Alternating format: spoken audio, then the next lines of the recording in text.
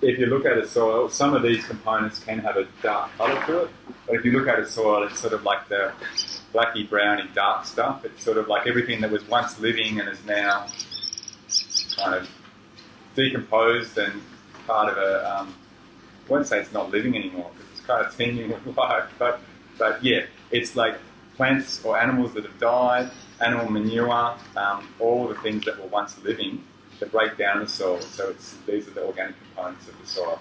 Whereas these two we call more the mineral components of the soil. The sand and the clay, they've come from the rock, which has been somewhere along the lines formed by, volcanic lava or other geological activity that's ground it down or transformed it. Sand, clay, and silt. So many soils can be a combination of all those three. Pretty much. How are the alluvial soils down the flats? Have you got much of that one? Is there little bits? Something shiny in there every now and then. Yeah. So very small. Most of our soils here, and pretty much anywhere until you get to the beach in the Byron Shire, where you've got sand that's actually been blown from or washed from other places that might get mixed into soil, you don't really have much of it. We tend to be dominated by. So a lot of our soils here, you can have so if we've got a soil that has virtually no sand, then the basis is often clay. So if we've got a soil that's like, maybe a lot of our soils here might be 97, 96, 98% clay. It's pretty much all clay.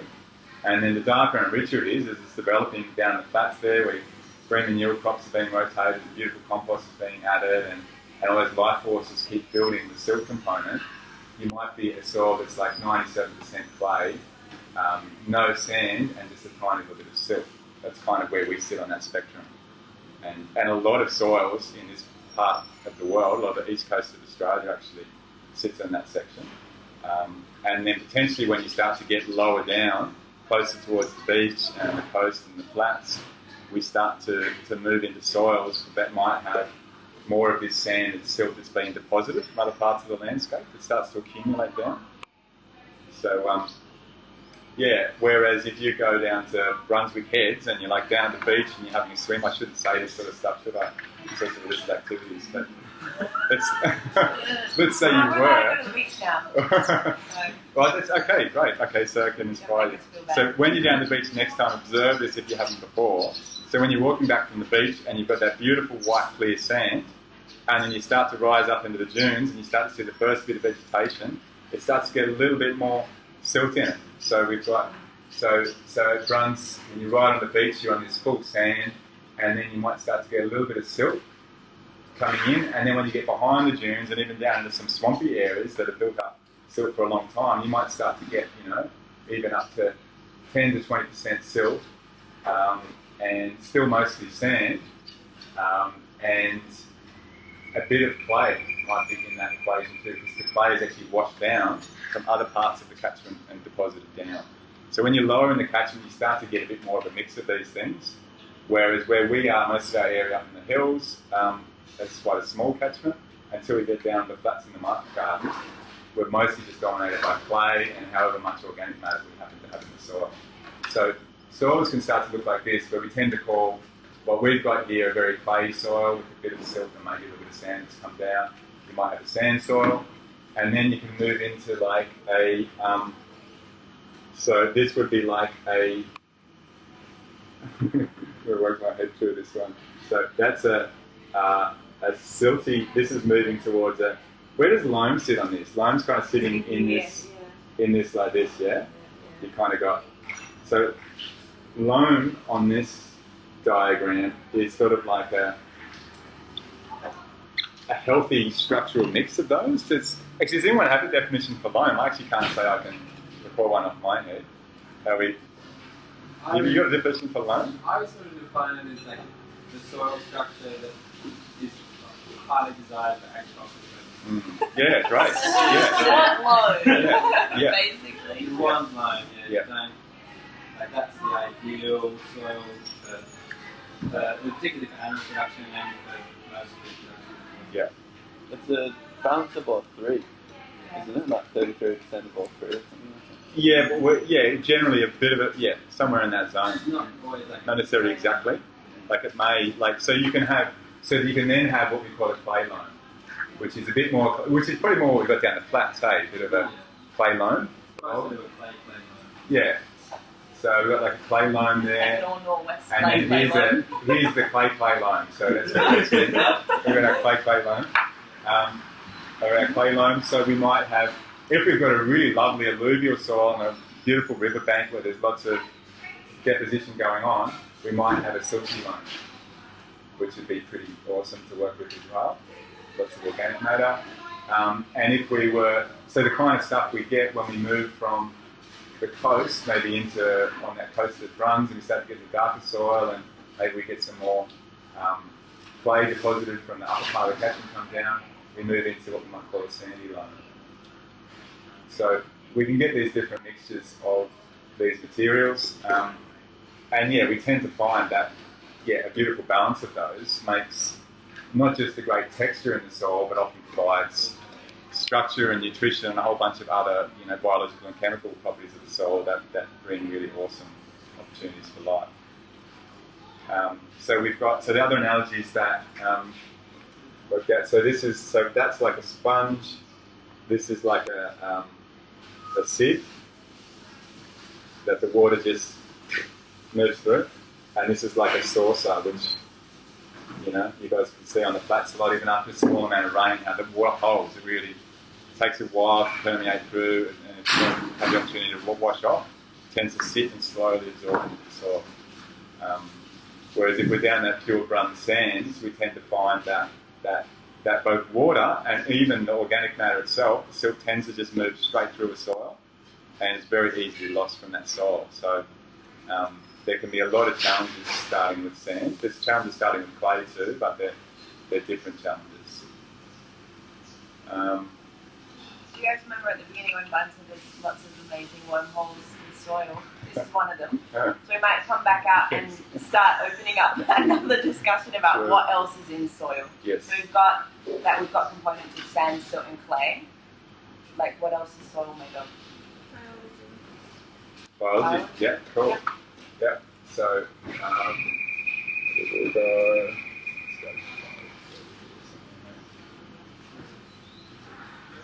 Right, so this is something that we'll develop quite a bit more through the course as well. What are some of the aspects of soil biology that you might be interested in when you talk biology? Bacteria,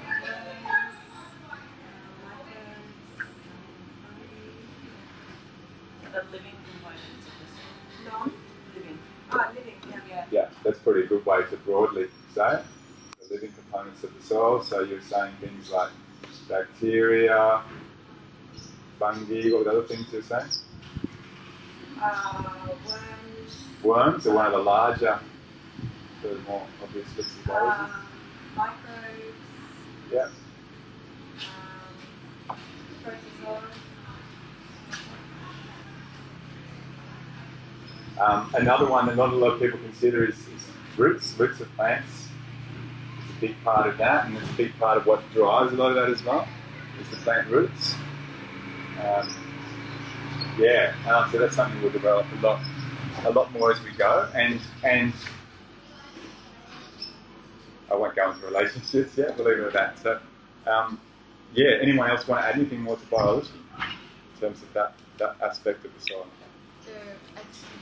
The plant exudates that do them are a big part of the soil, and then the biology secretes its own different substances that help glue the soil together. Okay, so these things all start to make secretions, and so one of those you talked about is possibly gluing the soil together. So, yeah. Like the big storage component for all of the nutrients. So the nutrient bank. Yeah. So these, the more actually we have in this biology often, the more that they're kind of using all the nutrients that are available and actually keeping them. The bank is kind of like a mobile moving thing. It's like, it's not the kind of bank that you put into and sort of locks it away until you ask for a withdrawal. It's kind of like constantly dynamic. But the more healthy this is, the more we create that sturdy bank of nutrients. Yeah. What about other components of the soil? What else makes up soil? Water or moisture. Yeah, cool.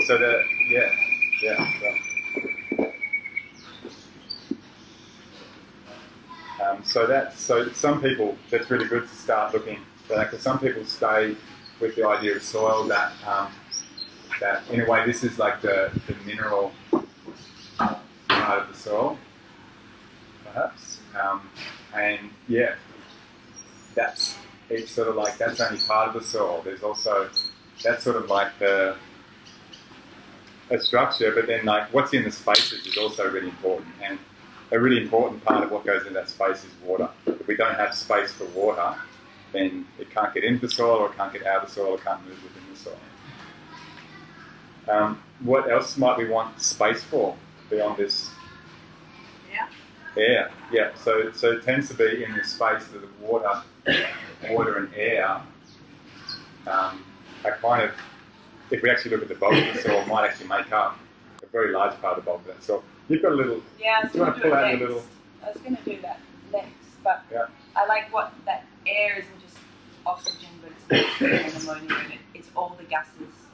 And I think sometimes when we think about soil, like it's really important that it's aerobic. We want to be producing food with the aerobic bacteria, but it's not just oxygen, but it's a whole range of gases. And it's something that Ivan taught me, I don't know when, a while ago, but it's the movement of water through soil that sucks in new oxygen and air. And I found that really interesting, that if it wasn't for water moving through soil, that's right, if it wasn't for water moving through soil, then that bacteria that relies on oxygen and the biology that relies on oxygen in order to breathe, it would turn anaerobic. And so it's that movement, or it's cow food in the compost. It's either one. It's either rain or cow that makes it aerobic. But that pie chart, if you want me to draw it up? You think it's a good time? Almost. Yeah, maybe we can hold it. Something you just said then about cows poop in the compost. Yeah. So part of the biology too is actually sometimes larger animals are part of this biology too. It might be, we talked about the worm. We've got all these small things, and we've got the worms we can actually see, and we've got little insects. But even larger mammals, can have a lot to do with it. Birds can be part of that process. Rodents that kind of turn up soil and mix it around. Humans that are doing their actions within the soil. Is all part of soil biology as well. One other thing on that, just another quick little fact with the air, there's usually only about 2 or so days worth of air or oxygen available in soil. So if you're not having that water moving through it in some way, or having some form of airflow, whether that's moved through through water or through holes in the soil, you can very quickly have anaerobic soil. So that's important too, that within this, particularly in that microbiology, we have aerobic of stuff that grows that sort of thrives really well with air, and then we have anaerobic. So those conditions, like I was saying, they could actually change quite quickly. We could actually quite suddenly favour one whole group of organisms over another by the presence of water or not, and how that goes about creating air spaces or not. Yeah. And for me, biology sits within a wider umbrella of organic matter when you're talking about soil. And so organic matter being both living and non-living things. So anything that has once lived, and that could be dead animals or dead tree roots or dead tree leaves. So I wanted to put organic matter over here, or on. It's important enough to have it twice. Yeah, 2 times. Do we need to list the factors that make up organic matter? Do you guys feel like just saying organic matter is cool. So I feel like biology for me is one part of the organic matter, like the living side, and then there's also the non-living components.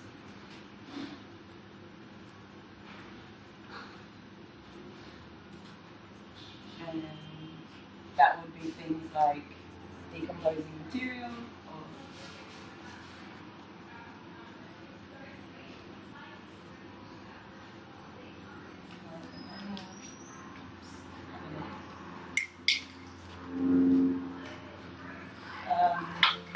anything else? Just summarize it. Pretty much it. Well, feces, I suppose, or Yeah. their exudates. Yeah, yeah. Such as Not that. everything kind of can incorporate all your sand silts and clay and stuff Well, this is when we start to get the structure too, hey? That's probably where this starts to interrelate with that. It's the structure. I wanted to quickly, That non-living category is inside of the organic matter? yeah. Alright.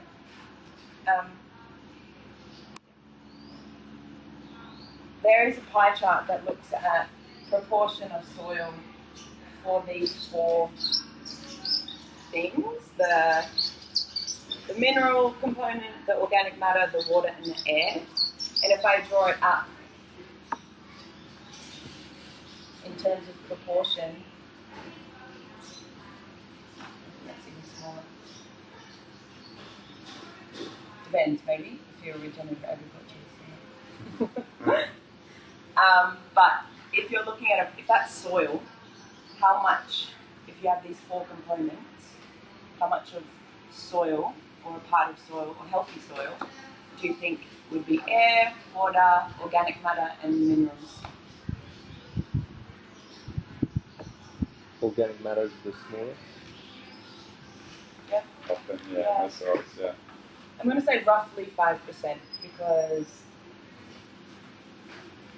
we know that you can get it above 5%. In a lot of sort of, temperate and Mediterranean type systems, often a lot of soils are left with something like 3% or less through degradation. They're often trying to aim for about 5%. A lot of cropping systems and grazing systems will be aiming to achieve that. Once you start to get the wet, humid, subtropical and tropical conditions like this, you could be looking at a topsoil like 20 to 50% for a soil to be really working, because the hotter and more humid and more rainfall it gets, the quicker organic matter breaks down. So you actually need a bigger bank of it to keep a healthy soil. Yeah, so you might see literature around that 3 to 5% thing, and often we're building from about 3% anyway in a lot of degraded soils. But here we need to build a lot more to have a good solid bank, and we need to feed it more regularly, often in the early days, to get up there, because it's just breaking down so fast. Can you repeat that? So when you're in often drier and cooler climates, the organic matter, like the living material, that gets broken down by the biology in the soil to make that organic matter, that happens quite slowly in cold and dry environments or cold and dry conditions. But when you've got hot and humid conditions, it happens very fast. So it's like, soils for us in the wet season we've just had, organic matter gets eaten up very quickly. It's like you put down straw and you have that covered with a pile of leaves and plants, and it's broken down really fast. You put down wood chip, it starts to break down fast. Whereas that same straw or wood chip, if we put that down in sort of September and it's dry for a few months, it won't really break down much. You don't get near as much biological breakdown because the conditions aren't as favourable for rapid biological decomposition. Does that make sense? Yeah. So For that reason, the nutrients in those temperate climates is held more in the soil, and plants can take from it when it needs to, because that decomposition process is a lot slower. But in the tropics, it's considered that the nutrients are held in the plants because it's not in the soil for very long. It's being broken down and then accessible to plants for uptake really quickly. So it's not as much as other bank. It's in the vegetation. yeah. That's why there's like shallow topsoil and like the Yeah, very often, and that can be through erosion and leaching from heavy rainfall events as well. Can be part of that as well. So Trevor, what's the impact of that when you're out, when you're farming? Like, are you chopping and dropping more, or is there Well, potentially, or feeding from other means, from mulching, from adding compost, it tends to be that like market gardening techniques or any kind of fast, even grazing, in this climate, it's often a more rapid process,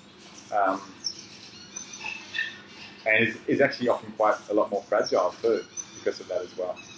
Because if you don't have that bank build up and you have huge rainfall events that like stimulate a lot of biological breakdown, that wash and leach. So a lot of leaching can happen in soils in high rainfall events where nutrients and organic matter wash through the soil profile, particularly in sandy soils.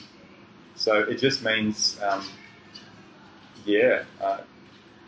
soils are hungry and they sort of need to be fed a bit more than a colder, dry climate. Cold, dry climates mightn't grow as fast and be as responsive, but they're often a little bit more robust because they're not so rapidly changing biologically. That's how I view that. I don't know. That's got no perspective on that. Is that because you have like double as much biology compared to the cold climate, or is it because it's also like not everything that free or are the macros extra things, or are there more? By biology and also, like I said, leaching and high rainfall events, but definitely the biology will break it down faster.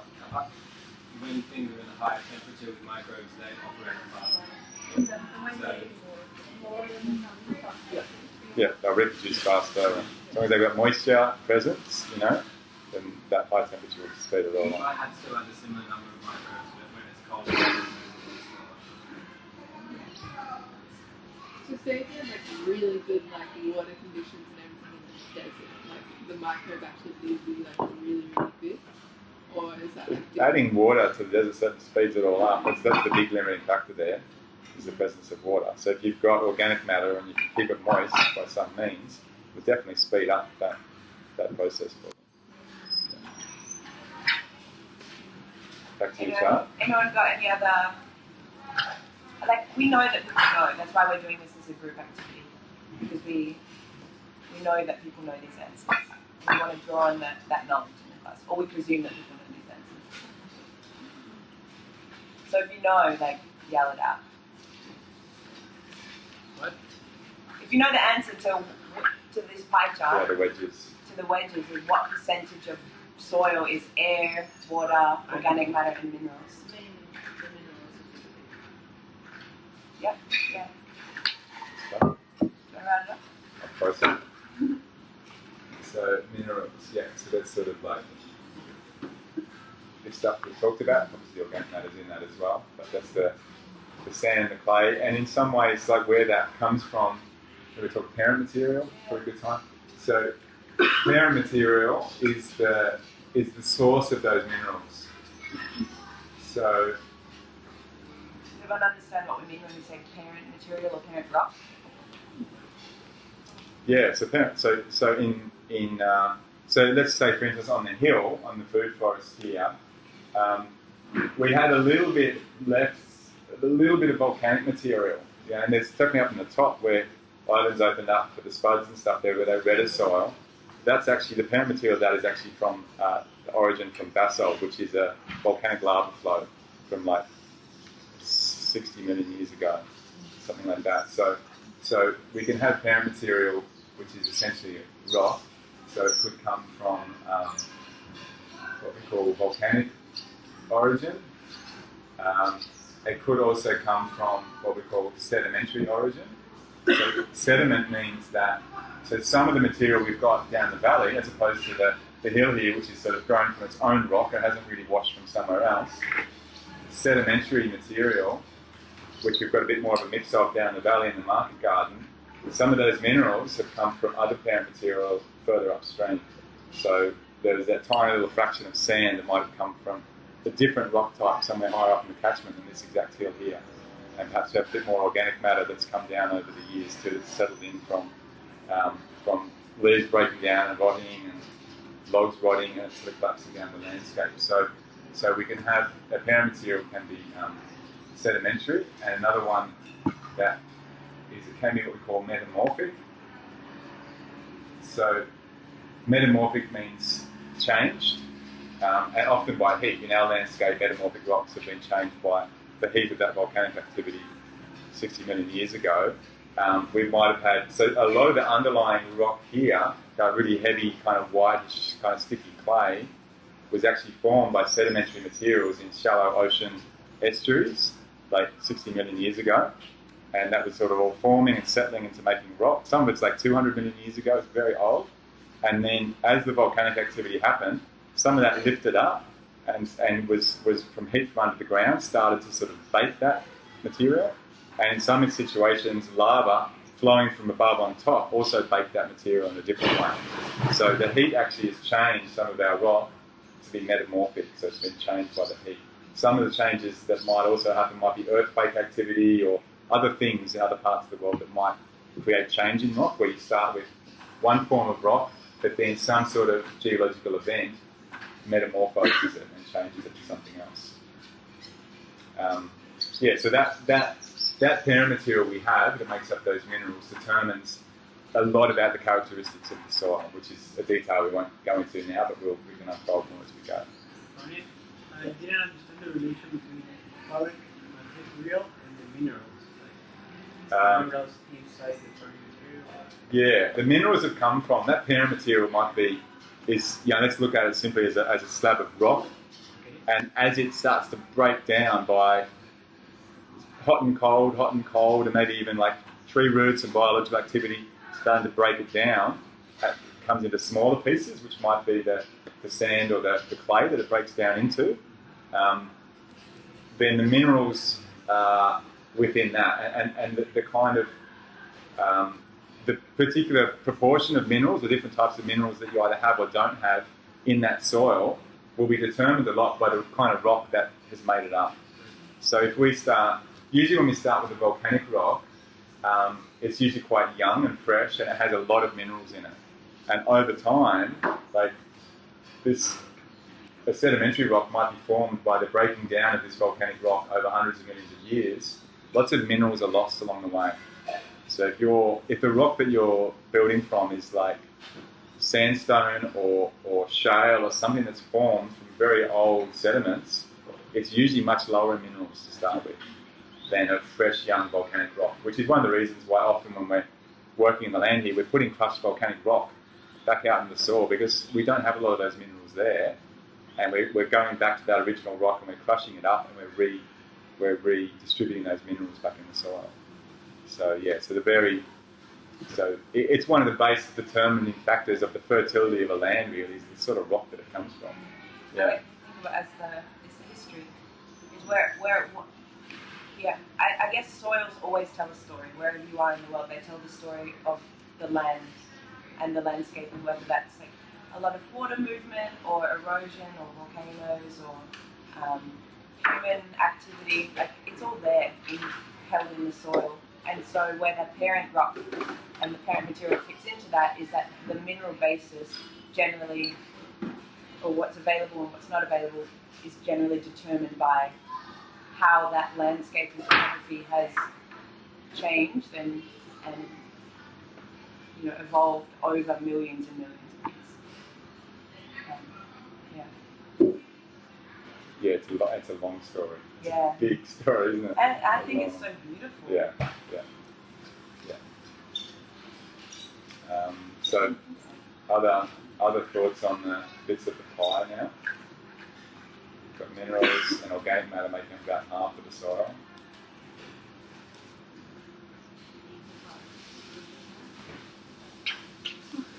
Harriet said in a really loud voice, equal parts water and air.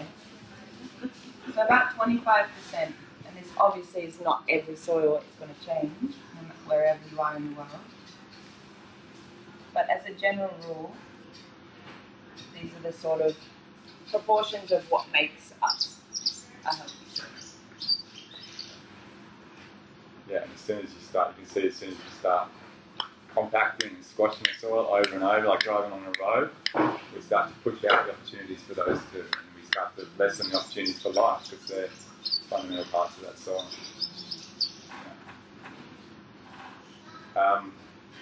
Great, so that's a good central, what makes up the basis of the soil.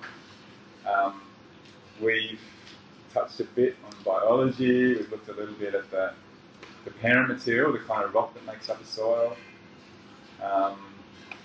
What else might be measures we could use or things we could explore and investigate in the soil to understand more about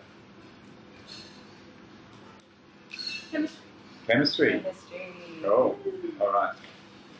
So, and then here maybe? Oh yeah, here we go. We're right here. Perfect. So great spot to start with chemistry. Let's put it up here as a little heading. Great spot to start with chemistry is the pH of the soil. We did a little interesting thing the other day when we looked at those terraces and we just did a little research into them, and I was asking the crew who were there, I said, what's the pH like in the market garden? You guys need to add much lime, what's going on there? And they were sort of like, oh, it's pretty good at the moment because it's had a lot of that work done.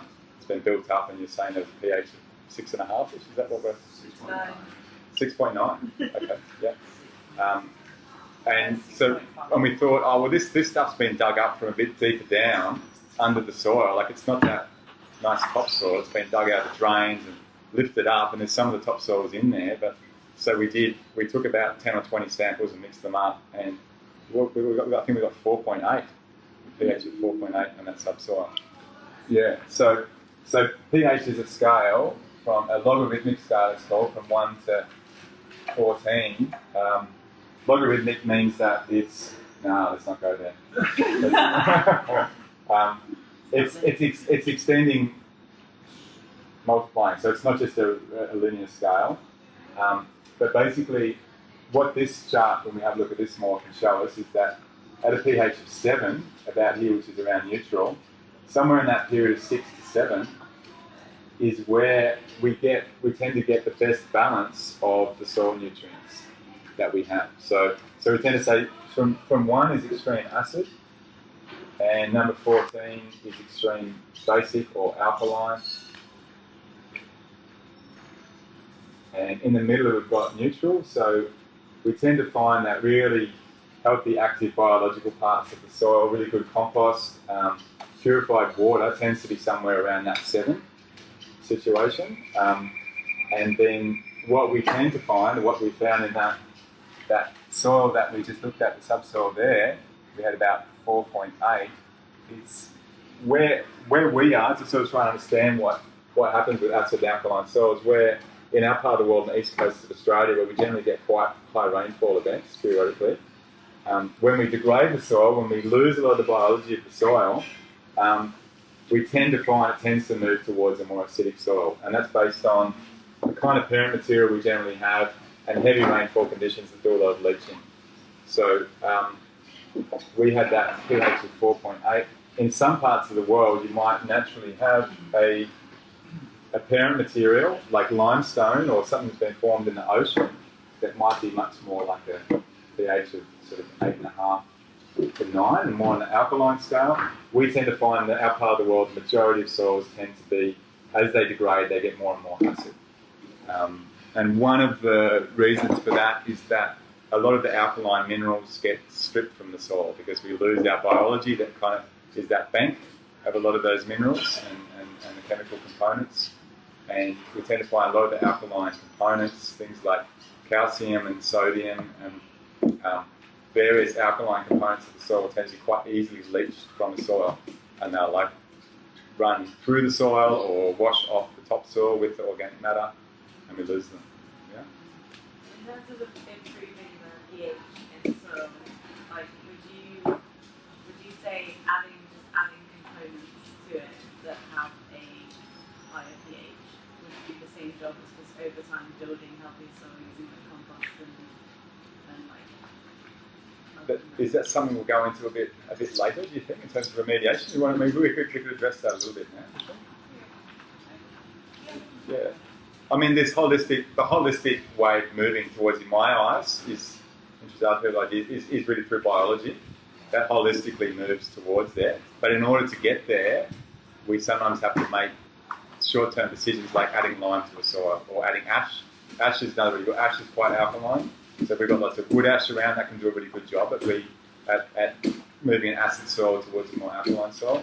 So chemically, we can make sort of jumps and steps along the way, but in terms of sort of balancing and buffering it in the long term, it's about building a healthy biology and having lots of carbon in that soil to keep that biology healthy. That's my opinion on it. I don't know what other people.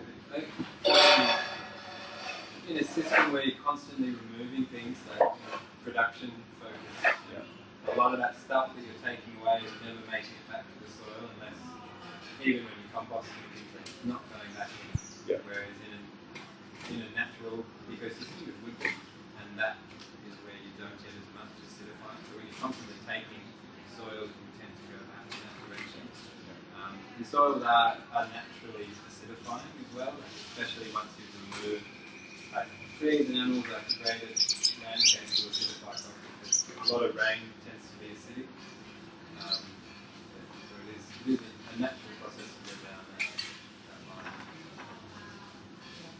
But I guess coming back a little bit, if you just added lime, and this is maybe for people who like this is quite new stuff, if you just added lime or ash or things just to the top, there wouldn't, and you didn't look at building the biology or the things that are going to hold those minerals in the soil, the next time it would rain, it would just wash away. And I think that's where the really key part of organic matter, and in terms of locking up those minerals and not locking it up in a stagnant bank, but actually cycling it and keeping it in the bodies of microorganisms rather than just letting it wash away in the rain is really important. That's right. You could add lime, you could add crusher dust, but unless you were actually building the life in the soil to hold it there, we just wash away. I think that's really important. Yeah, so without that healthy bank, you're much more dependent on more and more external inputs, which is inevitable in a high production system to have some, but you're heaps more dependent on them if you don't have that bank to kind of manage them. And just for like an example of what we did down there, the current market garden space, when we did that first soil test, we saw that it did need lime, so we put two tons of lime out on that hectare, and now our pH is spot on. I don't think we'll ever need to put lime down there again. Now that we've got that biology happening, we've got more organic matter, we upped our calcium levels, and getting air into soil as well, so calcium available. Lime is calcium carbonate. That's what we talk about lime, adding calcium. I think Bunya's first note on rain being a really large factor to soil acidifying is really important. Loss of oxygen and promoting anaerobic bacteria is a huge factor in acidifying soils as well. That 1 ton per acre is like your standard measurement for like farms all over the world, and the farmers add that every single year because they just always have compacted soils from using machines on it, and it just never gets air back into it, so that lime leaches, like Greta said. You just have to add that 1 ton of lime every single year to have a pH that can actually grow the plants that you're trying to grow. And when we talk about having the pH that can grow the plants you want to grow, I wanted to draw your attention to this scale here, which looks at mineral nutrients and the availability at different pHs. And so if you had a really acidic soil, all that's really available for plants and biology to consume is iron. And so when we move to more of a neutral pH, you can see, it's what Bunya was indicating before, that there's a lot more minerals and nutrients that are available to be consumed and cycled. And that's why when we talk about a pH that's appropriate for growing food, that's why that's sort of the optimal place. I love this graph, which is why I laminated it and I'm going to stick it on the wall. It's never ever going away. So one that's not there, but it sort of follows a similar pattern to iron here, is aluminium, which is often a big one in our soils in the area. So the soils, and so the reason we understand this, we talk about working from patterns to details. When we talk soil chemistry, this is this broad pattern, because it could be easy to go with iron or aluminium to go, look at my soil, which happens to be pH 4.5, 4.8, and you go, oh shit, there's so much iron, and there's so much, I'm seeing iron toxicity, or I'm seeing aluminium toxicity in the leaves of my plants, and you might think what you need to do is start tampering with mineral components of how you dampen that down, or what other minerals you add to try and lessen the uptake of those. But the first thing you need to do first is actually just shift pH to make those less available. So a lot of nutrients become either toxic or deficient at highly acid soils, and the same on the other end. So we could get to a point where we've got a really alkaline soil where a healthy amount of boron diminishes, and then for whatever bizarre reason starts to get toxic again when it gets at a higher level. whereas boron becomes less available as it gets more deficient, more acidic. So toxicities and deficiencies can be determined simply by the pH, not necessarily by the raw amount of available nutrient in soil. So that's why we look at that first. Look at the pH first and look at, do we need to make big steps to amending this? And once we've got that clear, we can then start to break down into the details a bit more of the nutrients. And we've got a bunch of nutrients that sometimes called macronutrients. Anyone got ideas of some of the nutrients that we call macro, the things that maybe plants need a lot of in the soil? Nitrogen's a classic one, yeah. Phosphorus. Yeah.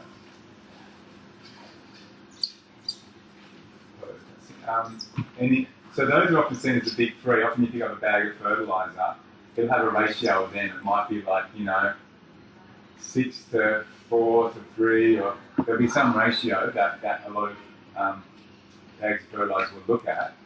So there's also another one we've already talked about. Calcium is often considered part of the macronutrients too, because it does easily leave the soil. It can be a little deficiency, and it determines, calcium is one of the minerals that has a strong determination on the pH of the soil. So calcium carbonate lime sits somewhere over here in this very alkaline range.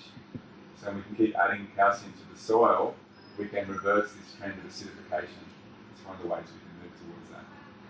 Another one someone considers sulfur, actually. Sulfur is sort of a fifth one that's often considered a macronutrient. And in fact, I've only learned much. I mean, it's not as commonly considered historically in agriculture. It's become much more, considered mineral now. And some of the biodynamic guys I know, that's actually what they see is probably the key things to look at in the soil, is they'll start with the soil sulfur. It's actually one of the first things they really want to know, which is quite interesting because it's not mainstream consideration. But so the macronutrients, and so there's of these nutrients here, we know that there's at least 72 nutrients that plants, animals, humans, and all of us need in some level. Some of them, the ones that we call trace elements, the things we only need a tiny amount of, or the trace elements or micronutrients. But the ones that we tend to want to make sure we've got an abundance of in the soil, which this idea comes from chemists basically drying like whole plants, pulling out plants with the roots and the fruits and the leaves and everything, and dehydrating them, so removing water, which is a big component of most life. Once you remove water, and once they disregard carbon, which is also a foundational building block of that plant, they then go, what are the breakdown with studies, what are the amount of different nutrients that make up this plant? And what a lot of the chemists found, I think in the early 1900s, was they found that nitrogen, phosphorus, and potassium were quite consistently the ones that made up a larger volume than a lot of these other minerals that we've seen much smaller. So it was one of those drivers in the Green Revolution story we talked about a few weeks ago, was about going, how do we make sure we supply as much of those as we can for those plants to get that fundamental nutrition in those elements, which part of the results was it was phenomenally greater plant growth in degraded soils by adding large amounts of those available and readily available to the soil. And then over time, calcium became more important because people started to see this acidification process, which sometimes accelerated by the use of those high nitrogen, phosphorus, and potassium compounds. So those are all seen to be things that once you start looking at nutrients, you try and get the ratios of them right for the plants that you're growing, and then after that you can look at the trace elements, which often you only need smaller amounts of. And that doesn't mean they're any less important, it just means that you need smaller amounts of them. And sometimes can be just as prominent a deficiency as a lack of potassium or something else like that in the soil. What would be some of the micronutrients that we might want to learn about in the soil? Silica? Yeah. What was that? Zinc. Zinc? Yeah. Copper. Iron, magnesium, copper, Manganese. manganese. Have you guys done much trace element testing in the soils here? You guys are adding boron pretty regularly now, aren't you? Yeah. So boron's a limiting factor on the vast majority of Australian soils. Boron's a really low one. We're low in copper as well. Copper. Okay, so these two are significant ones for our soil. Very common, I don't know if it's the same here, but very commonly molybdenum would be another one. That's the one. Pretty commonly not in a lot of Australian soils too. That one's important for phosphorus abatement. Nitrogen.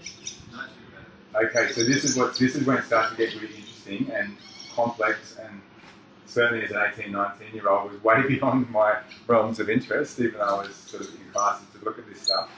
I didn't last long because it became really complicated to look at this stuff.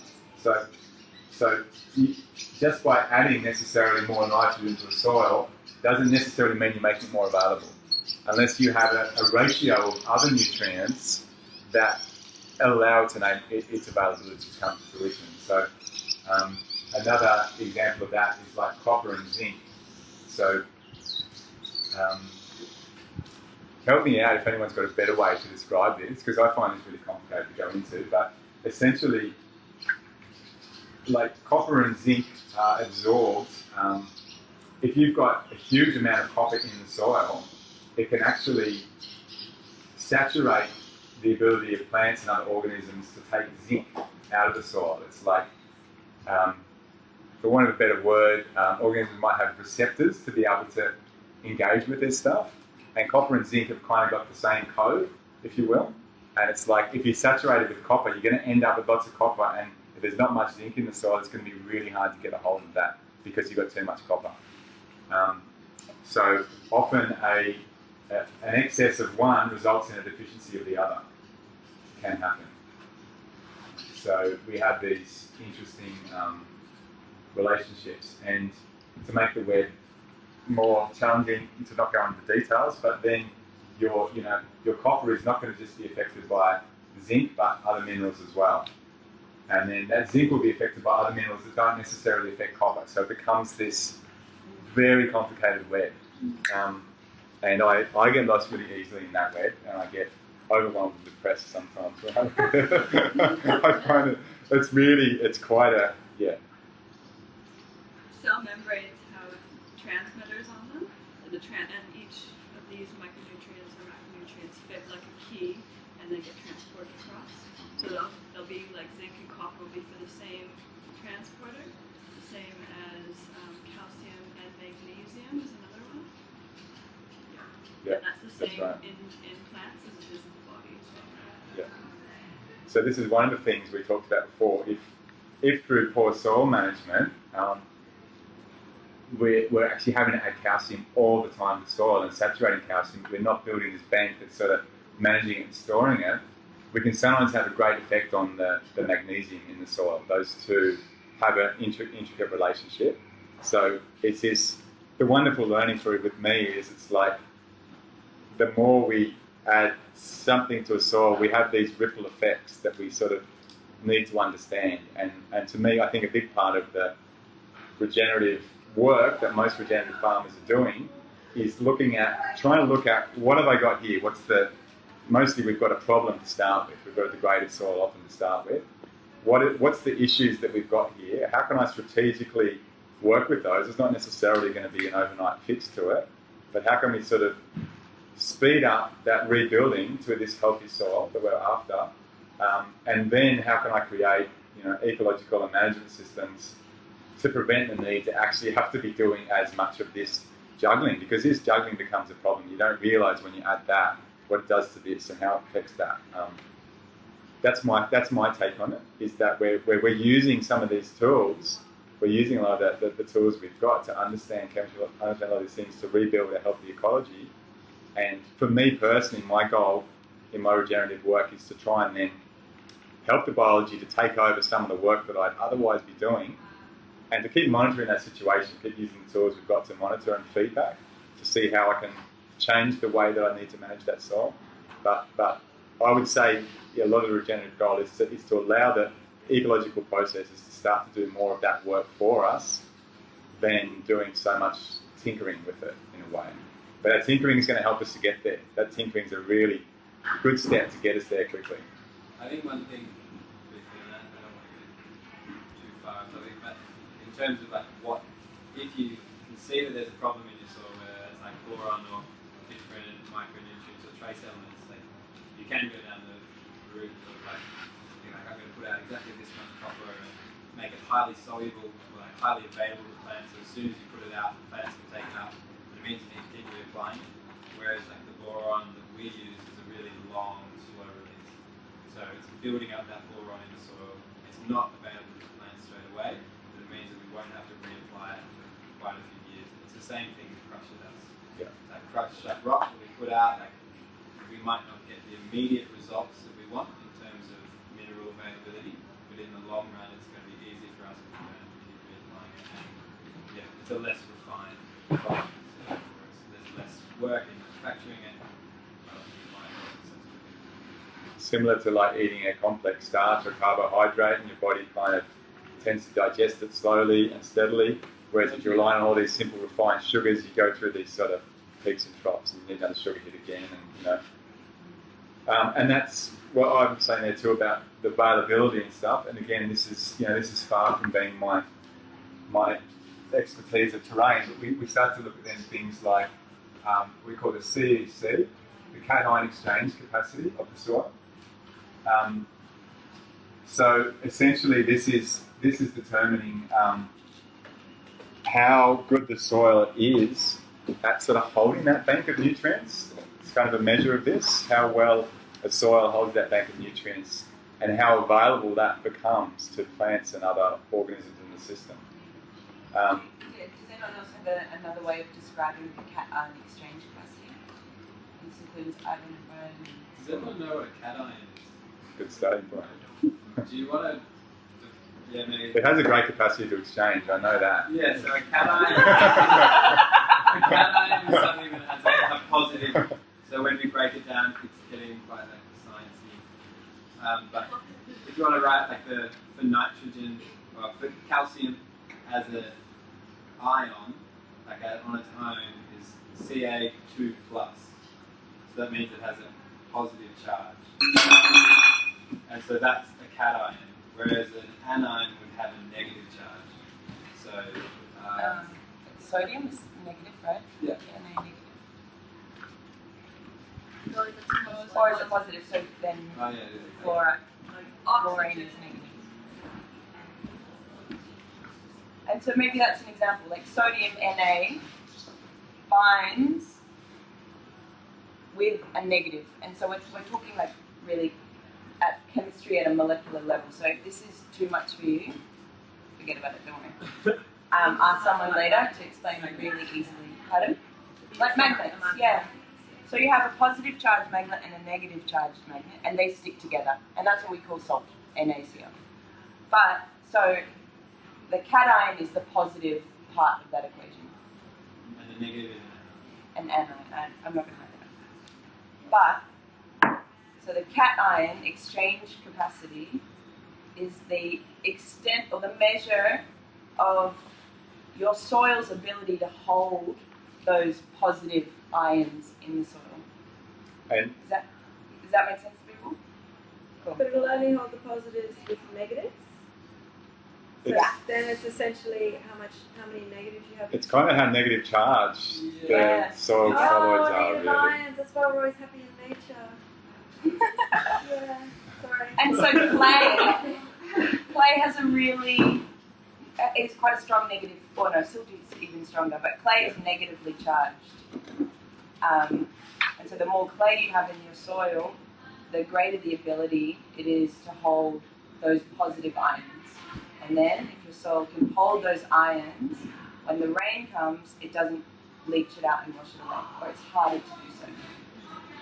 So yeah, these soils higher in clay and silt tend to be higher in CEC, and often sandy soils can be quite low in CEC. And so really sandy soils can be very dependent upon the need for building up organic matter to have that ability to, and this is where the sieve kind of comes in as well. It doesn't really have the ability to sort of attract and hold on to nutrients they tend to be sort of more mobile and lost from the system. They're less able to actually be held in the bank for exchange from other organisms. That's my, I don't know, understanding of that in a broad terminology. But there's a lot of differentiation. I actually looked up, and I'm looking at, I should open this up. I looked up a little bit on local soil CEC, just for my own kind of curiosity, and if we've got a couple of minutes to have a look at that, just to kind of look briefly at that. One way I always remembered which one cation was positive or negative in high school was that I thought of it as like cation, cats are positive. It's so ridiculous you might remember it. Also, like if you write cation, it's got a little plus in it, that's the T. Hey. Nice. While Bun is looking up his information on cation exchange capacity, does anyone have any questions, or do you guys want to add? Yeah. What's this CC of biochar? It's on par with clay, off the top of my head, but I'd have to look it up. I wouldn't be surprised if it's fire, but it will also depend on how it's ground up. So if it was like lump charcoal, like lump biochar, probably be slightly less charged than clay. But in the same particle size, so I think it's either on par or more. Off the top of my head. I think what gets underlooked a whole lot is the AEC as well, which is the anion exchange capacity. And usually when you do a conventional like send your soil to a lab to get it tested for the chemistry, they don't normally consider that. They're only looking at the capacity that your sand, silt and clay is allowed. And with the higher CEC that you're finding clay is directly related to the structure of clay and the way it's formed and what it's made of. That's why it has that higher CEC. Yeah, so like if you look at like a sand in our area, you look at like a dune sand. It has a CEC of 0 to 5. That's sort of its extent. Whereas when you start to look at like alluvial clays, it might be like 20 to 30. So like in order to like 6 times the ability to actually exchange. And this also depends on pH as well. So for instance, if we look at in one of the types of soils, you have a bit more to the west of here, often called chocolate soils. If it's got high pH and high organic matter, that can have a CEC of 30 to 40. Whereas if it's low pH and low organic matter, it's like 3 to 7. So the same soil, the same actual structure, just by adjusting the pH and the organic matter, massively, or again, orders of magnitude ability of its to be able to exchange nutrients change. I don't know. Market government's 35. No, 35? 36.6. Awesome. 36.7. That's in a But I circle, was going to say, I don't actually know what it's out of, but 37 sounds good. Yeah. It's a measure, what is it, seed mole or something like that. I don't know what that stands for. Can you say that last bit again? High pH. So Between 30 and 40. yeah, And then low pH, this is just on the soils west of here. yeah. But maybe it's a rule in general. It's a general trend you would see, whether it's sand, whether it's clay, whether it's Low pH and low organic matter is around 3 to 7. 3 to 7 measures CECs. of CEC. It's like M. It's coulombs per mole. Okay. that resolves it for everyone. Obviously. I got a lot of moles on my back too. Okay. The amount of positive charge that can be exchanged per mass of soil. Yeah. Cool. And so I know just to maybe, could you guys put something to add and give people a break in their brain? We go briefly into structure, but we do want to let it go. We can go into it quickly. Yeah. I just feel like Yeah. maybe people would be able to work that out themselves. Sure, we'll leave that. Um, I can't talk.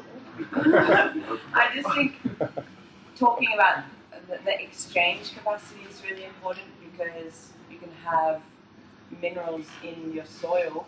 If you get a soil test back and your parent rock is really high in lots of different minerals, but if it's not able to be exchanged, it's not really that useful. And so yeah, I think that's why understanding the exchange capacity, or how much of those minerals and nutrients are available to be swapped between biology and plants and things is really important. But yeah. Sorry, one more question. Ed mentioned something about the rule of minimums, and I don't know whether that relates to this, or do you know if that relates to this? Oh. I don't know. So you're talking about how there's different micronutrients in the soil. If one is low, she was describing it as like if you imagine a barrel with like the wood down inside the barrel, if one panel is missing, if all the water comes out. So if one mineral nutrient is missing, then the capacity of the whole soil goes down, even if it's got loads of all the other minerals, nutrients, the whole capacity is reduced. I don't know if that relates to this, or if that's just like the quality, like the ability for soil to grow food or something. Yeah, it's probably a simplified way of saying how important the micronutrients are and how they relate to one another. It's a nice simple way of looking at it, I think. Yeah, whilst boron might only be a small fraction of the amount of nitrogen in the soil, its lack of presence can be just as dramatic to the inability of the plant to take that up and drive a whole ecological cycle. So, which is again, to me, is one of the flaws a little bit of the NPK focus, which we've learned over time, that part of that big boom that came from the Green Revolution that provided that bulk plant matter.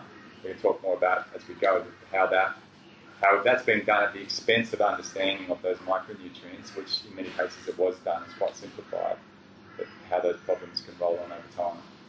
Yeah, and that we're addressing those problems now. We're still using that technology and that knowledge, but we're addressing the sort of flaws in the way that was implemented. I don't think if the barrel was half full, I don't think that would affect the soil's capacity to exchange the cations. But if there's something lacking that the plant needs, things just won't be getting exchanged. But the soil itself will still have the capacity to exchange. All right. To be able to make those minerals available to them, I think is really important. And maybe one clarification with that is like a healthy plant does that really well. Yeah. So when the healthy plant's there, and just like us, when our immune system's compromised or we're stressed or whatever, we don't do it so well. So if you can keep a plant in its healthy range, you can have a lot of control over that. And for some people, a lot of the soil biologists often sort of go, it's a bit of a fallacy how much effort people put into this pH story. And like I say, sometimes maybe it's a good starting point to get into that healthy range, and then the plants start to look after themselves. We just wanted to quickly touch on soil structure before we break up into groups and do some group activity. But does anyone have a succinct way or a way that they would describe what soil structure is, or what we mean by that?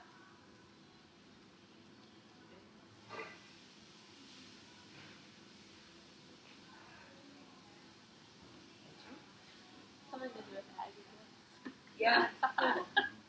Okay. So I think that a really simple diagram that I saw, and I like that one. I sent it to you, so I might just try and redraw it, if it's possible to do so.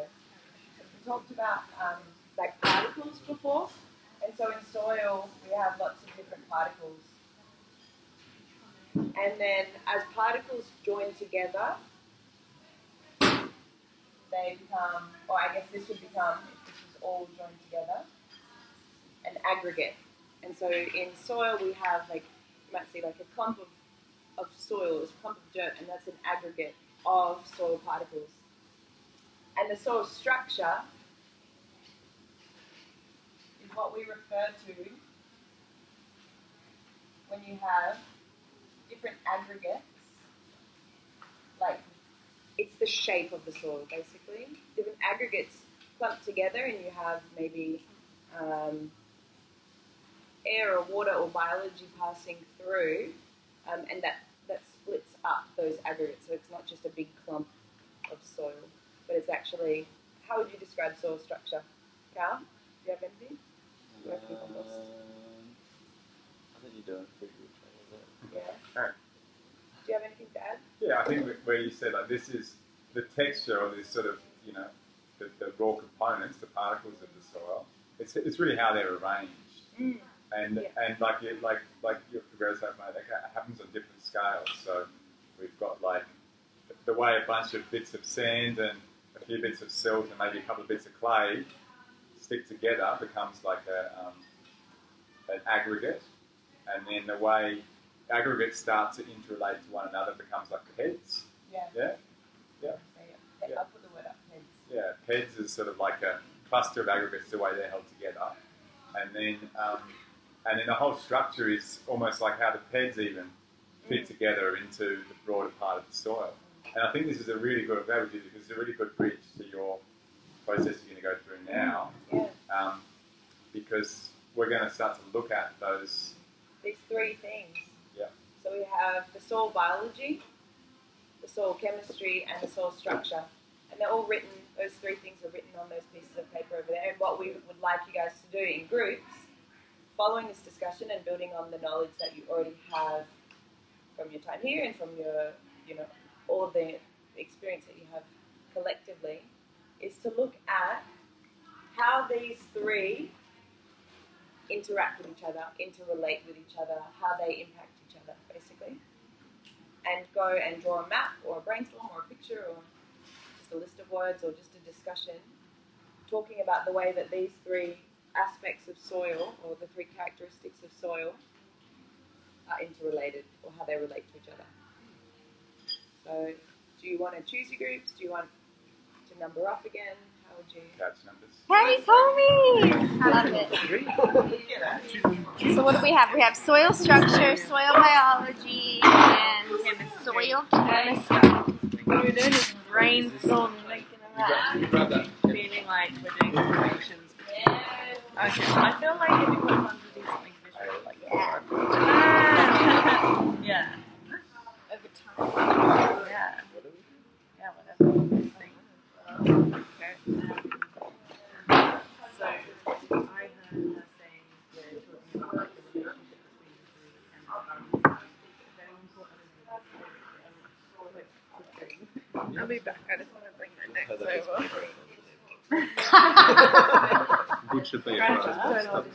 Greta, could you just again just confirm what we're talking about like the relationship between the three and like how they how they relate to each other. How do they impact each other? It's just right there already. Yeah, I love it. I feel like the structure, from what I just kind of understood with soil structure, would link to,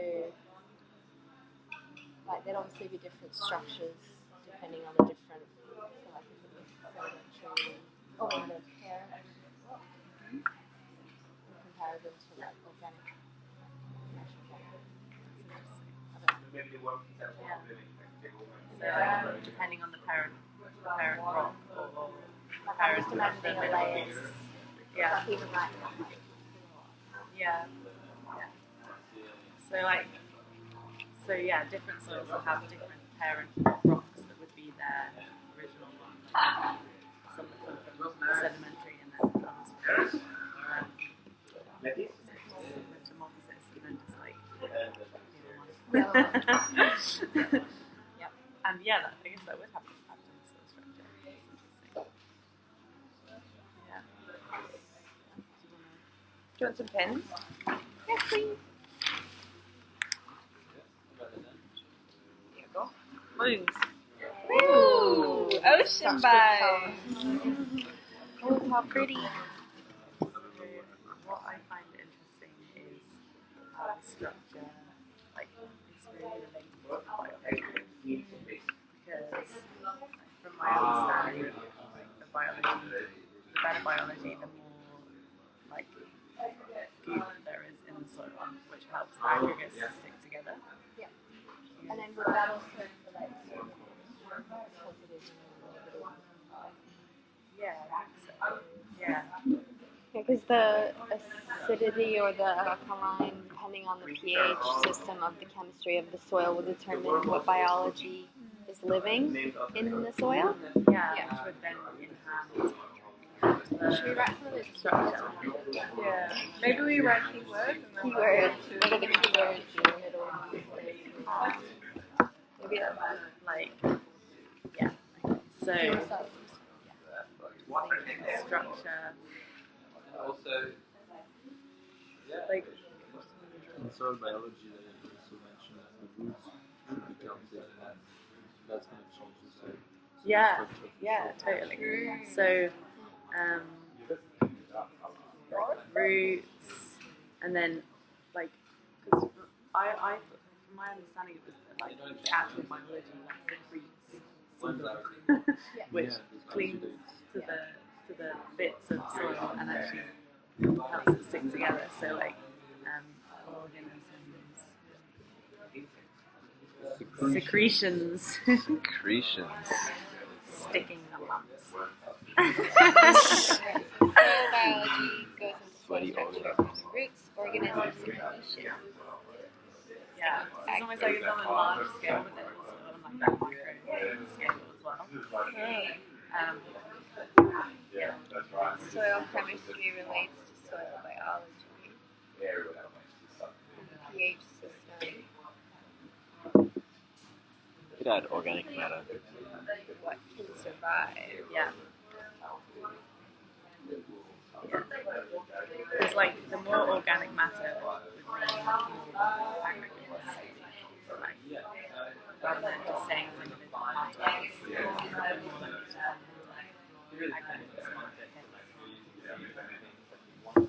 And how's that? So in the soil structure, would you consider like the air pockets and the water flow? Yeah. So that's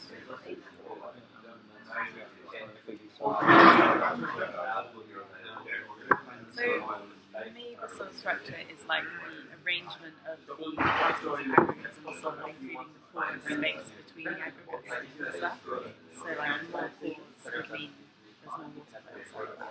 So yeah, and then in terms of the actual geology, that I reckon is relevant to the overall soil composition, which then affects the structure. Yeah. Is that the shade of blue you were oh yeah, I wasn't sure.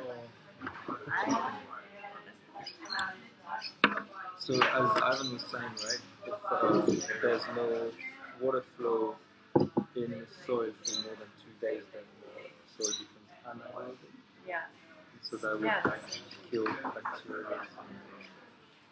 So yeah, it's like it is a two-way street. The thing is like what comes before, like what creates the other. It's like well, actually, you could think of if the soil gets compacted, the soil structure gets affected by whatever else, like us or machinery or whatever. That's gonna then affect the soil biology. Is that right? Cool.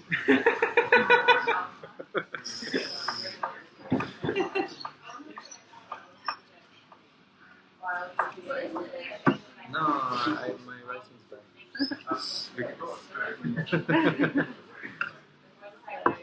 Yeah.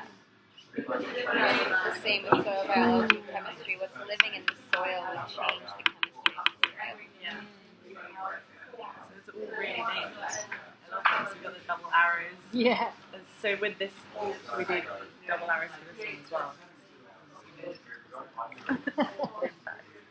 So the structure. So the structure It's like. if air is missing, then the soil would become more acidic, I think. I would assume. Yeah, that would make sense. I don't know how to explain that, but it just makes sense. Yeah, acidifies the soil.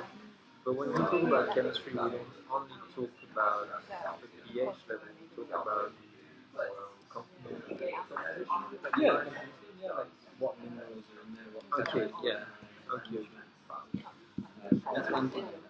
What works in the soil. It changes the pH, but it also changes the availability of nutrients. Alright. Is the pH related to the pH is a measure of nitrogen in the soil. I don't know, I can't confidently explain the direct process by which water, like less water and less air, decreases the pH. Yeah. I'm sure it's better to know that exact process out there. If we have full soil structure, then there's a rain or something that we run up to soil chemistry. Yeah. So it's leaching. Is that the term? Yeah.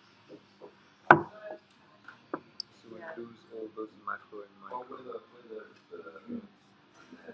Yeah, that's relevant to this. But it's also soil biology because you get those root systems that kind of balance. Yeah. What's the difference between humus and organic matter? Humus is And then you wouldn't have. is a state of organic. Humus is a type of organic matter. Humus is like an old, more is a stable form of carbon, whereas organic matter, like this is it's not a particularly stable form of carbon that will break down and go back to the very quickly. Whereas humus or collected from the soil. And it's that structure that we it's stable. Because a lot of like organic matter that you put into soil, so I think it's, double check that, but I think it's only around like 10 to 20%. The organic matter that you put into soil will actually stay there as well. So you can't just, not all the organic matter you put in will stay there. It will gas off. I think you said 10% when we did that carbon cycle.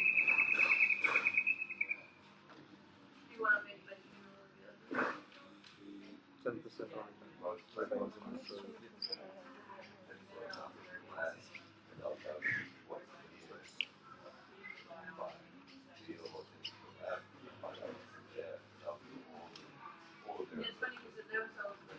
Then, so like with anaerobic conditions, you're more likely to get more acidic. What's the chemistry? That's, I can't,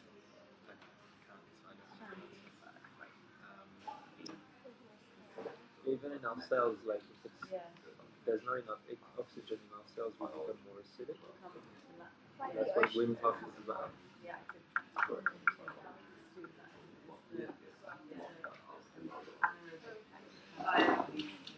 And it's also like the oxygen, like also like having bad drainage or compaction. Like the problem with that is the lack of oxygen. Yeah, breathing that fresh air.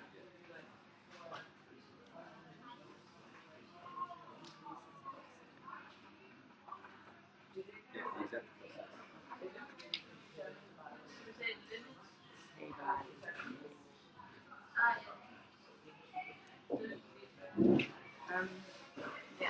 And then how does how chemistry affects the structure as well?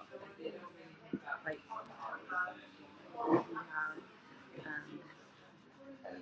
we have healthy soil chemistry, healthy pH, which leads to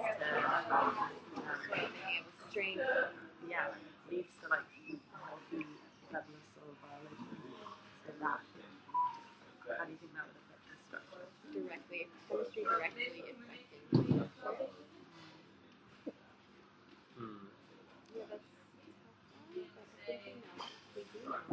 Because it kind of goes through biology. Yeah. No. It's sort of like the chemistry leads to a good environment for the biology, and then the biology. Well, maybe that's like keeps the the problem aggregates with the mainstream farming, like they're trying to fix things through chemistry. Yeah. without building the biology. So that's a really interesting point. So, yeah. So like maybe the route to a healthy soil structure is instead of going to just piling on chemistry, it's building Cutting out biology as well, which then clumps the aggregates together, which is alive. Structure. But and it also goes the other way because soil, if you want like more nitrogen in the soil, then you're going to plant nitrogen plants. So so that's why it goes from soil biology to soil chemistry. Because the biology will affect chemistry and soil structure.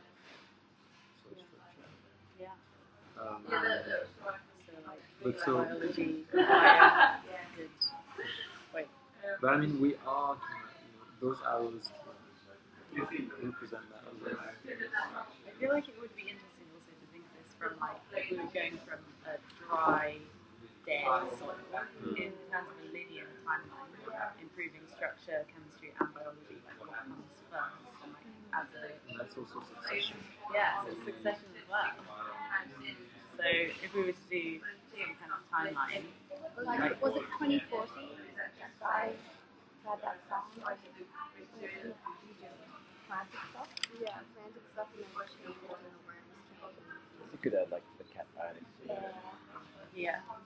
So you have bare soil, and Like then how much you add either chemistry minerals or you add biology. I guess that falls in chemistry. It's like So it's like bringing the oxygen and the water in first. oh, And then so if Because you were if it to was- add minerals like lime, How would the structure? is that considered the soil test? it's not like clay Yeah, soils. after you add the Yeah, biology. true. Or would you get it Okay. before you add That soil? is Not like depending on what your structure's like. You have plants first. Plants before you add see what survives. Because then it's that whole, is it, what's that word? So they said to mix in the lime with the soil. And to properly do not put yeah. We would add lime.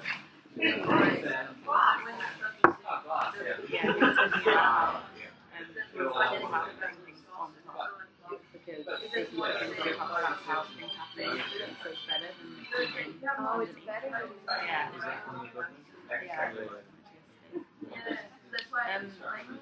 So put the lime on top of the plant on the soil. And also not putting any additives on top because everything goes on top. You want like things that leeches in your worms come up and get in. That's like how the exchange happens. Rather than mixing it.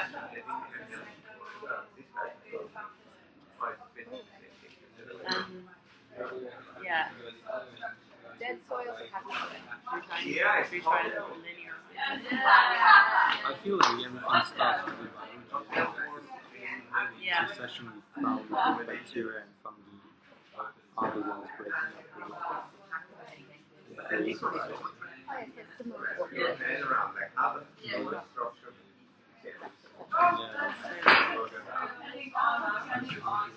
I just said dead soil. Of course,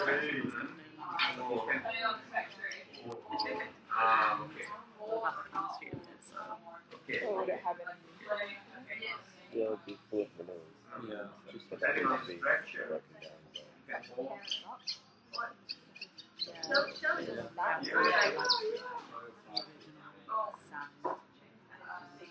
Whatever balance it has, but maybe without the life and the structure.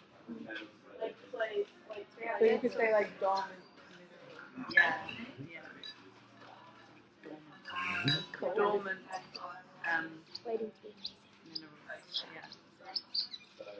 So in that pie chart, it's got minerals. Maybe it's missing the water there. You know, like how there are manganese mines. It's kind of like there were these pockets created when the Earth was formed, and if you think about it, it's like that bacteria and fungi is like breaking those down in smaller pieces and spreading them everywhere. Instead of, and that's how like the whole fauna, the flora developed. because otherwise like everything is just rock in the planet. And we didn't have to do anything for this to happen. So that means this got spread out somewhere. All that balance. So I don't know where I'm going with this, but in terms of like the star. so yeah. But then the complexity of plants.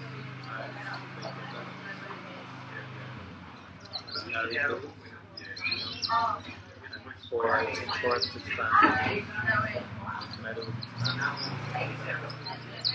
Yeah, it's kind of like carrying nutrients everywhere. And you can still find small pockets of these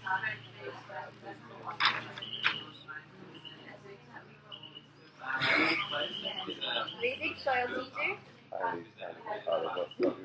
I was saying that as the earth was shaped very like billions of years ago, and still today, like what you find is in mines, like manganese, it's like it's concentrated in a bucket sometimes, and the fact that the whole flora developed everywhere on the planet, it's kind of like they kind of broke down, like life biology broke down these pockets, and kind of spread them together, made a mix of all these pockets, and it's not to say that okay on this spot on the planet there's only manganese, and then it's nowhere else, but it's kind of like it's mixed and then spread out by life. I think it's a great way to think about it. Like phosphorus, for example, like those huge islands of phosphorus and years and thousands of years of birds pooping in the same island. And that's getting higher. So what part of biology we're re-spreading it around. I think that's better. Biology that's mixing it all up. To think about the nitrogen, phosphorus, potassium, sulfur, and oxygen, water, and carbon into that. And that's like the basic building blocks for all of the early successions of life. And they happen to be the macronutrients when we're trying to grow a giant tree as well. So like, it is that super basic early life that mixes it all together, up further around, and the diversity that we have now is just a continuation of that. And I've heard, it's like the fact that nature goes towards more complexity, more diversity.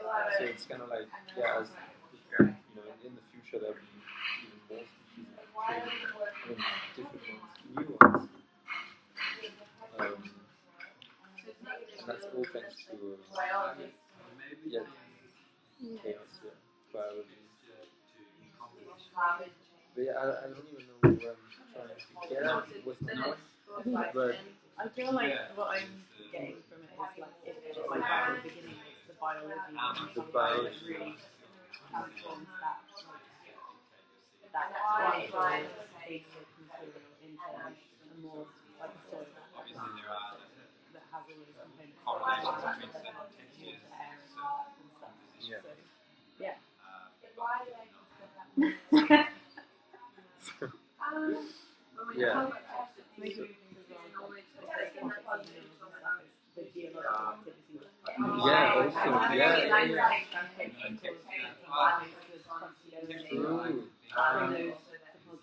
And the heat and the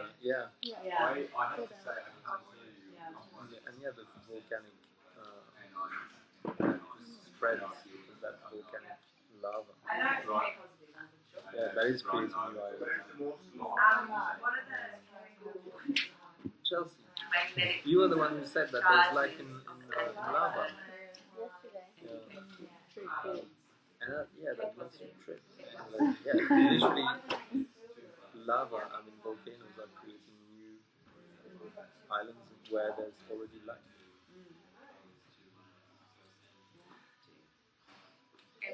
So my theory is that's one of the questions in terms of how it gets everything together, the chemistry,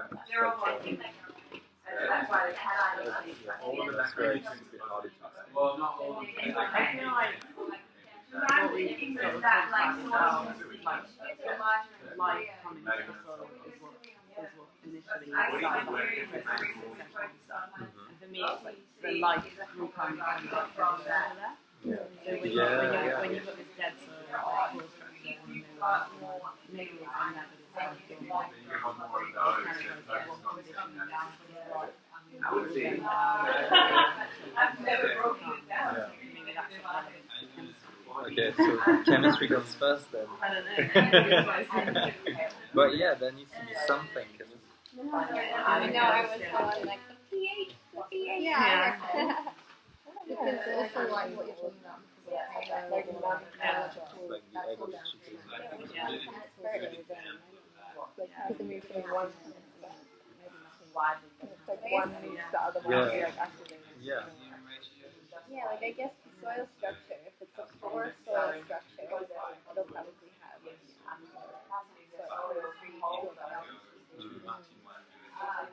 in that way, it's like when you look at the structure of the soil, and you see that it's not doing well, so you automatically go, okay, so you put it into the soil, and you need to add the biology to the soil to make the chemistry better and the structure better. Yeah.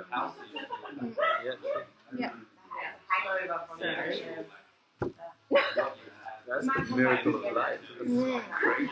So we have dead soil. a combination of biology and chemistry. We might come back together as a group to sort of summarize.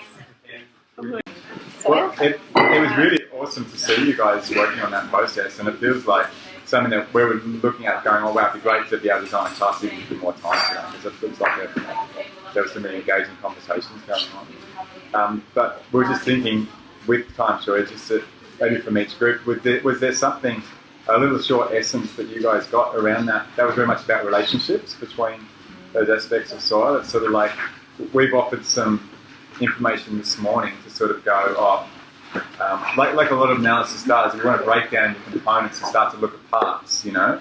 That sort of helps to understand the big picture in a way, but the big picture is really then about how those parts come together, and that's sort of what we saw you guys exploring, was how those parts are related. Has anyone got some concise stuff from the group, maybe one person from each group, just to share something concise that they got out of that exploration of the relationships?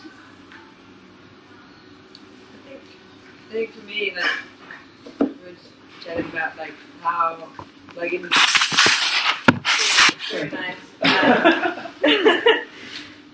No, but like how in conventional agriculture, there's a lot of focus on the chemical input, and it's all about like what can you put on, like what kind of chemical can you add to the soil to like improve the soil structure. But if you don't actually pay any attention to the soil biology, like you just have to like keep adding things and adding things and adding things. Whereas like if you're working on building your soil biology at the same time, it's like that makes such a big difference and will actually help like holding on to different points. I think that's the truth. Right, that's a really pertinent insight, I reckon. Yeah. Anyone else have something that they kind of got in a nutshell, or have a go at sort of sharing something they were getting to in that process? We could probably I don't have a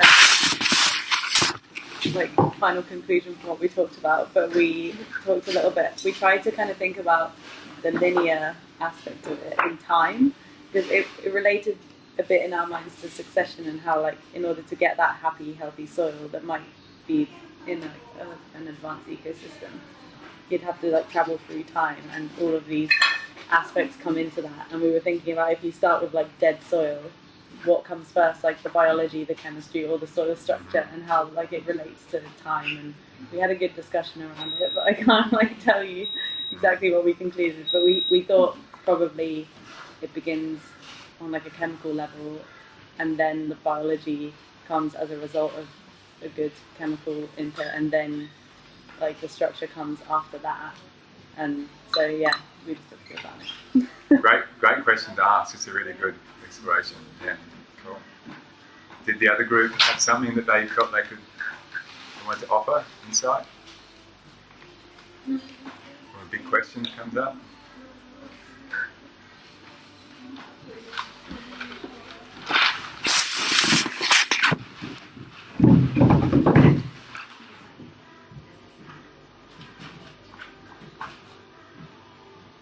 I don't know what to say. Well, great build up, though. Nailed it. Just so it's all intimidating. Yeah, I don't know. One thing I really liked that yours mentioned was structure to soil biology, how the worms, when they eat their way through, they're creating more space for water and nutrients to be washed down. It's like constantly there's like little disturbances going on within the soil. And I like that relationship in that the biology is both like allowing air and water to pass through the soil and to feed the other things, but at the same time the structure is the home for the biology. Biology creates structure, but then the structure is the home, houses the biology. I love that. They all feed. A fun one with worms is worm castings are typically around neutral or around 7, so more worm castings is going to make the most availability of more nutrients as well as the air and water. Ivan, you were saying something at the end that everyone was gathered around this, and I wonder if that's like valuable for everyone. We were trying to unpack that direct, I feel like the relation between soil chemistry and how soil chemistry influences structure is maybe not super clear and is maybe like feels a little bit complicated. I don't know, like people I feel like I had a really good grasp on that relationship. Yeah. Cool. The only thing we came up with was structures chemistry is that like when the soil structure changes you can lose chemistry. Yeah. So I guess going back the other way, like how the chemistry helps to create the structure. And I guess the best example I can think of is that, like explained to you guys, is in clay soils, like you have a ratio of calcium and magnesium, and depending on where that ratio is at, you can either have a really tightly bound clay, or you can have a more open clay. So if you have more magnesium in the soil, you tend to have a more heavier clay. Everything sticks together more, and that's because of the structure of the clay particles that have the magnesium in them. And whereas when you have more calcium in there, it tends to open the clays up. That was sort of the best example that I had of it. I'm sure there's lots and lots of other examples. And you can buy calcium in the form of gypsum, and it gets sold as clay breaker. Like you're buying something put in the soil to open it up. And I think that's a really good example of how that chemistry influences and can drive the structure. The bonds of the chemistry drive the structure. Yes, that's certainly something I'd like to learn more about too, that little link. That's, and that's something, again, this is the foundation of what we'll explore the next few weeks with different people presenting their different experiences. And what you guys started there is a diagram, which I think is a really good foundation to build from. And what I'm going to offer here, just really briefly, is actually much more simple than the diagrams you've got. The diagrams you've got show much greater complexity, but this is designed as a real kind of simple, elementary way to describe the value of those three different aspects we talked about, where the analogy being a stool with three legs, where we've got physical, chemical, and biological aspects of the soil, and simply that, a three-legged stool, each of those, someone was talking before about the law of the minimum, or where each of those are equally healthy and strong, and we're working on each of those together, we create a good sturdy stool for our soil health. And if we have a really weak link in that picture, it affects the whole stability of that stool. So, and I think you guys were starting to explore some of that too, around like, okay, I like the question about where do we start? We want to build a stronger, bigger, taller, healthier stool, more stable stool. Where do we start? And so, these are really good questions to ask. I don't have any particular answer to that. But there's different schools of thought around it too. Like there's certainly like some of the way that a lot of the change in the green revolution and the petrochemical industry driving sales of their products, people were starting to get, a lot of farmers were starting to get pretty focused on that story there, and sometimes it was at a great expense to the physical and biological health if it was approached with a narrow lens without those understandings in mind. And it's actually kind of really interesting too. You talk about Elaine Ingham, and there's been, in the last probably 2 decades or so too, there's probably been a real re-flourishing and understanding and an exploration of biology and a recognition that the real kind of chemical focused approach, that this was one of the things that was at the expense of. So there's been a bit of a flourishing of understanding in that. And I've even kind of met and got to know a few people that have got really into, like, some of her work and other people that are doing all this cutting edge stuff, and they get so into that, they actually think that's all that matters. I've actually seen some people get like so into it, and it's like, and maybe it does. Like, maybe that actually can be the solution, just to focus on that. And yet, like, when I was studying soils at the Wollongbar TAFE, I took a course with a really amazing local soil science guy. He really was like, he always talked about the field of dreams. He'd say, like, build it and they will come. He's like, kind of get the structure right. Do you need to get the structure right? Which, again, is probably going to be working with chemistry and biology as well to some degree. But that's sort of how he starts to rebuild a soil. He goes, let's get this space right for chemical exchanges to happen, for biology to start to be healthy in housing. So, you know, I don't think there's any one right or wrong approach, but I think the really important thing is that we understand the relationship between them all, and that what we do affects the others as well. You know, we start to build a longer leg here. We need to work out or allow that time to settle into what the rest of it is. We start to do, you know, less of a focus on chemical biology. It's like, how are we affecting the rest of the system if we're not going down that path anymore? So it's just a simple little analogy, that 3-legged stool, which a few soil practitioners use to just say they're all equally valuable and important. So when you say the physical and like the soil structure and starting with that, what do you mean? It's a good question. There's many ways you could approach it, but it's like when you look at, if we use the tools that we shared this morning and many others you could look at to start to diagnose what have I got here, what's going on, the first things that he will start to address is not necessarily bringing in external biology from another site or necessarily having a huge focus on a big chemical amendment program. It might be like, okay, I need to aerate my soil. I need to kind of get a deep ripper in here, and I need to sort of break up a hard clay pan. It would sort of be the first approach you take. Not that the whole thing is just driven by that, but the first steps he would make would start to go, let's get some air in the soil. Let's get some space for water in the soil. And then out of that, he's like, biology starts to do its thing. It starts to cycle the chemistry that's there, and you might want to start to tinker and work with those and evolve them as they go. But for him, as an agronomist, he tends to take the approach, I'm going to address the structure of this soil as a first priority and then build from there. So again, that's not necessarily everyone's approach, and it's not the only approach. Some people kind of go, let's get carbon on this soil and let's just bomb it with biology and just let them start to do it, you know? I think another, like, I'm assuming that from their point of view, obviously coming from like a cropping system, like, you need to get that physical structure right to put crops in. Like, if you're going to be using seeders and things like that, like, you need the right soil tilt and you need the right soil moisture, and even, yeah, especially if you're using machines and things like that. So you need to try and kind of change that landscape and how it's currently sitting, like, suit it, especially for agricultural practices. Yeah, and part of the structure might be removing big rocks from the soil as well in that process. There could be some really simple things that are being done to allow that to happen. So, yeah. But I think all the approaches, different people will have different approaches, and I think it's important to understand when you get advice and ideas from people that they're going to have different interests and biases in that process, and they're all valuable to hear from, and as long as we've got that bigger context, we can make all those thoughts. I feel like, to me, what we've covered today sort of brings in like stuff we're doing in the first week about the evolution of agriculture and the focus on that real chemical aspect of ecological health, and it brings in ecology and ecosystems and how everything is interrelated. And when we want to look at soil health, we need to start looking at all aspects of soil, not just one. So I hope it's given you like a lot of food for thought, and opens new doors and new ways of thinking about things.